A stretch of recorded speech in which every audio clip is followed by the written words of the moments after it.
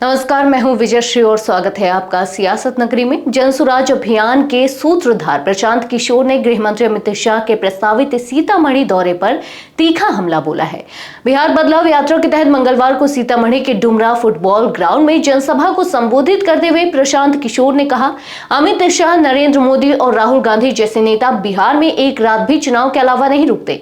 ये बिहार को सिर्फ वोट बैंक समझते हैं, लेकिन बिहारियों के साथ हो रहे अन्याय पर चुप रहते हैं। उन्होंने महाराष्ट्र में बिहार के युवाओं के साथ हुई हिंसा का जिक्र करते हुए कहा, जब महाराष्ट्र में बिहार के बच्चों को पीटा गया तब अमित शाह चुप थे।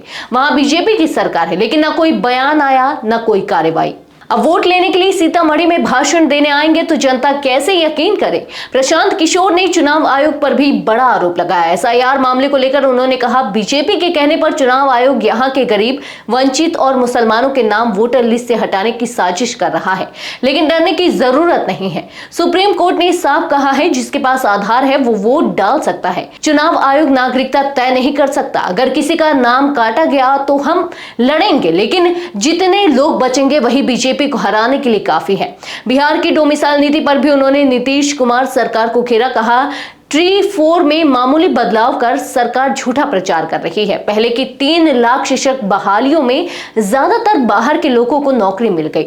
2024 में पीएम बनने की लालच में डोमिसाइल बदला गया। विधानसभा चुनाव को देखते हुए बहाना बनाया जा रहा है। अगर डोमिसाइल सही में लागू है तो 100% नौकरियां बिहार के बच्चों को क्यों नहीं दी जा रही।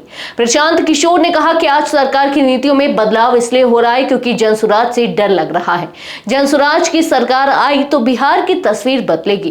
पेंशन, मानदेय और रोजगार सब बेहतर होगा। ये बदलाव का डर ही है जो अब सरकार को जनता की याद दिला रहा है। आज के लिए बस इतना ही। अगर आपके इलाके में कोई राजनीतिक लापरवाही, भ्रष्टाचार या जनहित से जुड़ी समस्या है तो आप चुप मत रहिए, अपनी शिकायत हमें भेजिए।